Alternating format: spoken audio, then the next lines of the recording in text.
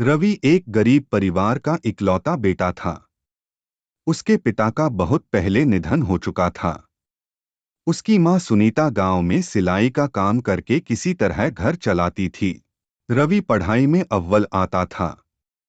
उसकी मां ने हमेशा सपना देखा कि रवि एक बड़ा आदमी बनेगा और गरीबी से बाहर निकलेगा। रवि भी अपनी मां की मेहनत को देखकर सोचता था, एक दिन मैं बड़ा आदमी बनकर मां। गांव में अवसर कम थे, इसलिए रवि ने शहर जाकर नौकरी करने का फैसला किया। मां ने उसे प्यार से विदा किया और कहा, बेटा जो भी करोगे ईमानदारी से करना। शहर में उसकी मेहनत रंग लाई और लेकिन इस दौड़ में वह मां से दूर होता गया।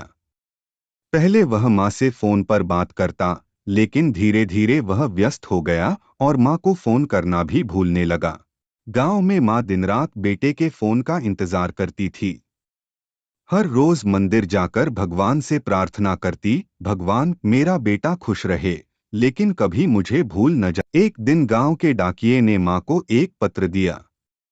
वह खुशी से उसे पढ़ने लगी, लेकिन यह रवि का नहीं, बिजली का बिल था। उसके अश्रु छलक पड़े। उस दिन मां ने फैसला किया कि वह रवि को एक आखिरी पत्र लिखेगी।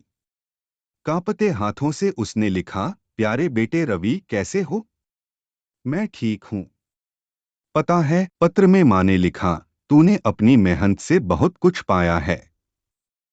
मुझे खुशी है कि मेरा बेटा अब बड़ा आदमी बन गया है। लेकिन एक बात कहना चाहती हूं, अब तेरा फोन नहीं आता, तेरा कोई खत भी नहीं। पत्र में मां ने आगे लिखा, तू जब छोटा था, तब जब भी गिरता था, मैं तुझे गोद में उठाकर कहती थी कि कुछ नहीं हुआ, सब ठीक है। आज मैं गिर चुकी हूं, लेकिन उठाने के लिए कोई नहीं। कुछ दिनों बाद मां की तबीयत बहुत खराब हो गई। एक दिन रवि की सेक्रेटरी उसके ऑफिस में आई और कहा, सर, आपके गांव से एक आदमी आया है। कह रहा है कि आपकी मां की तबीयत बहुत खराब है। रवि ने यह सुना तो एकदम सन्न रह गया। उसने तुरंत अपना बैग उठाया और गांव की ओर दौड़ा। गांव पहुंचकर उसने देखा कि उसका घर अब भी वैसा ही था।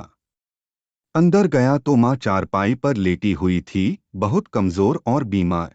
उसने मां के हाथ पकड़े और रोते हुए कहा, मां, मैं आ गया। मुझे माफ कर दो। मां मुस्कुराई और बहुत धीमी आवाज में कहा, बेटा, तू आया, यही बहुत है। और फिर उसने हमेशा के लिए आंखें बंद कर लीं। रवि जोर जोर से रोने लगा, लेकिन अब बहुत देर हो चुकी थी।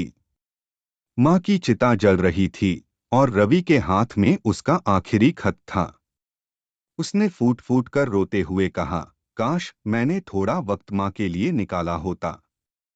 काश मैं उसकी बात सुन पाता। रवि ने फैसला किया कि अब वह सिर्फ दौलत कमाने के पीछे नहीं भागेगा। उसने गांव में एक मां के नाम पर स्कूल खोला ताकि कोई और बेटा अपनी मां से दूर न हो। दुनिया की हर दौलत कमाई जा सकती है, लेकिन मां का प्यार दोबारा नहीं मिलता। इसे अपने दोस्तों और परिवार के साथ साझा करें ताकि कोई भी अपने माता पिता को न भूले।